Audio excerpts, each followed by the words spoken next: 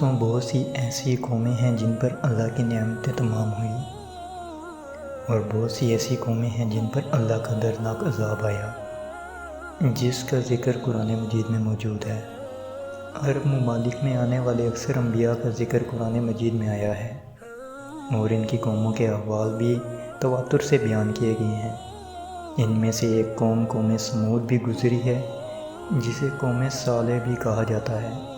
دراصل یہ ایک سرکش اور گمراہ قوم تھی۔ اسے راہ راست پر لانے کے لیے اللہ رب العزت نے اپنے پیغمبر صالح کو مبعوث فرمایا تھا۔ انہوں نے اپنی نبوت کا اعلان کیا تو قوم نے برہان یعنی دلیل روشن کا مطالبہ کیا اور کہا، اگر تم واقعی سچے نبی ہو تو پہاڑوں کی چٹان سے ایک اونٹنی پیدا کر کے دکھاؤ۔ اللہ تعالیٰ نے ان کا منہ مانگا معجزہ اپنے پیغمبر کو عطا فرمایا۔ چنانچہ پہاڑی چٹانوں سے ایک بہت بڑی اونٹنی نمودار ہوئی۔ اب وہ قوم آزمائش میں پڑ گئی۔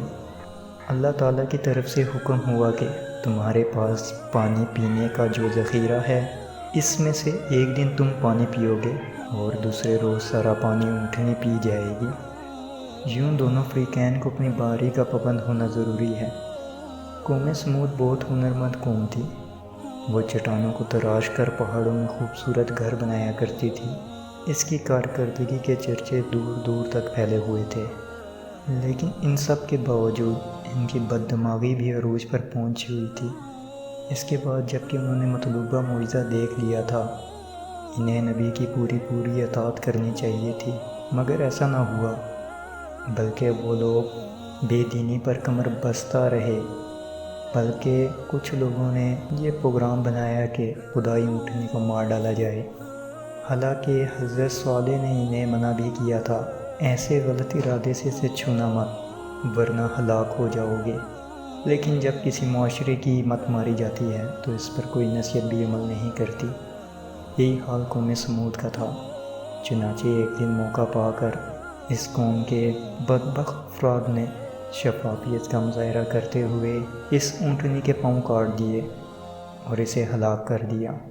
اس کھلی بغاوت پر مالک سخت غضبناک ہوا۔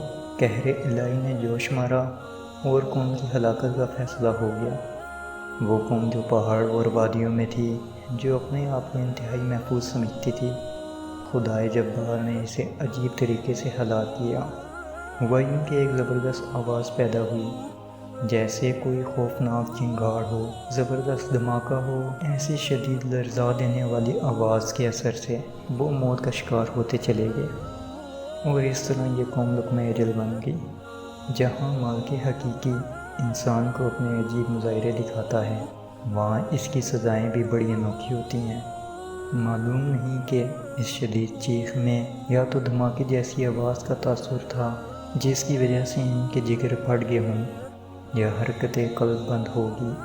کیا معلوم اس آواز نے ان کے کانوں کے پردے پھاڑ دیے ہوں اور ان کے اجسام ریزہ ریزہ کر کے منتشر کر دیے ہوں۔